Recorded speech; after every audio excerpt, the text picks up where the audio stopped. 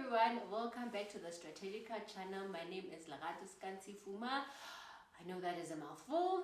And I am your host and advisor. Well, do remember that Strategica is a licensed investment and financial planning firm.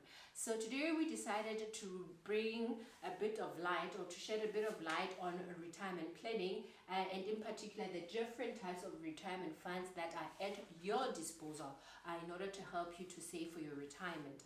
So this video was inspired by Mapala Maku, who was sharing the same type of funds that are available to South Africans. So let us dive straight into it. So basically we have three types of retirement funds, being a pension fund, a provident fund, and a retirement annuity fund. So the difference between the first two funds and the third one is that the first two, which is your pension or your provident fund, are employer-based. So when it is an employer-based fund, it means you will participate in one of the two, which is your pension or your provident, by virtue of being employed and by your employer participating in one of the two. So this becomes compulsory by being employed by a specific employer. Then you become part of that particular fund. So there are different fund rules that will stipulate how much the employer contributes and how much the employee contributes. So that is the difference between those employer-based funds. And then the retirement annuity fund, on the other hand, is a voluntary fund. Voluntary in the sense that I decide as an individual. So today I'll decide that myself as Lerato, because I find that either what the employer is providing I feel will be insufficient for retirement, or my employer does not have this fund set up yet, so I want to start saving towards retirement. So normally I'll go and invest in this retirement annuity fund. So retirement annuity fund, because they are mostly legislated in South Africa, the normal retirement age here, so I'll put it as the retirement age, sorry guys. So here my retirement, I'll just put it as our age, is normally 55. So it means you can only have access to this fund when you are 55. So it becomes very, very important that you know the restrictions that go into this fund in particular. And then these two, we said they're employer-based, but they are what we call fund rules. So the fund rules will stipulate that as an employee of company X, you will only access these funds normally when you get retrenched, or if, for instance, you leave the employ of your employer and then you get that benefit, or when you go for retirement. So the retirement age there will also be stipulated in the fund rules as to when you can access the funds in that fund. So in Lesotho, what is mainly popular, which civil servants have, is what we call the Public Officers Pension Fund. So the Public Officers Pension Fund, just to explain the difference between the pension fund and the provident fund, is that a pension fund has a pension portion, or the annuity that you get as your income after retirement, whereas a provident fund, you can take 100% of the benefit there. So here we take 100% of the benefit as a lump sum. And then when it comes to the pension fund in Lesotho, 75% goes to buy your annuity, or that monthly income, which is your pension. And then the 25% you can take as a lump sum.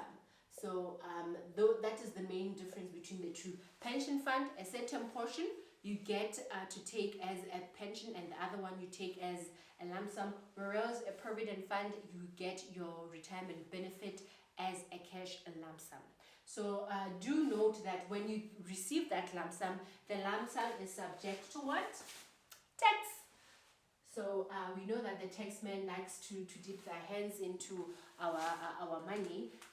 So the lump sums will get taxed there. So different situations will differ according to our different situations. But what is important is for us to know that 25%, and I repeat, 25% of your basic salary for the period under review is going to be exempt from tax. So it's very important for us to keep track of our basic salary throughout the years, because what happens is normally you get annual increases, which may be inflation linked, or you might just get an increase because you've just had role changes within the same company. So you need to keep track of your basic salary as it changes, because that amount of money that you accumulate or that you earn through that entire period, the 25% will be exempt from tax according to the Lesotho Revenue Authority. So please be aware that you keep track and you keep a record of your old pay slips. If you can even have a spreadsheet to say, from year 1 I was earning this much, year 2 I was earning this much, just to make it easier for the time that you actually leave your employer for you to have that salary history. But we will, however, link the document that you can use to try to assess your own tax liability, because it does differ from person to person.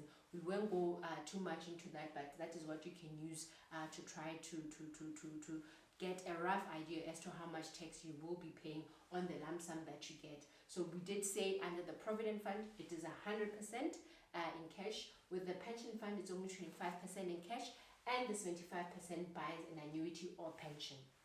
So even the annuity, we won't dive into it because I think it is another topic for another day, as we'll try to explain the different types of annuities and why you want to consider the different types of annuities. But do note that we do have a video that we did share on that. It was quite brief, but it will give you a rough idea of the different annuity options that are available to you upon retirement. But do remember that you do need the advice of a licensed financial advisor and investment planner to help you to make the right choice, because we do not want you to be stuck and then you find that you're part of I blew it, and within a year's time or within 6 months all your retirement savings have been used up, and you actually are now dependent on your grandchildren and children to support you in retirement. So if you found this video quite informative and you would like to share it with your parents or your other cousins and siblings who might be close to retirement, please do share it. Make sure that you spread the word about retirement and the importance of retirement. We want to keep the conversation going, so do leave comments down in the comment section below so that we can hear what are your thoughts and we can get the discussions going. Please remember that we do value your input, so remember to subscribe and to hit the notification bell so that you get notified whenever we post such content.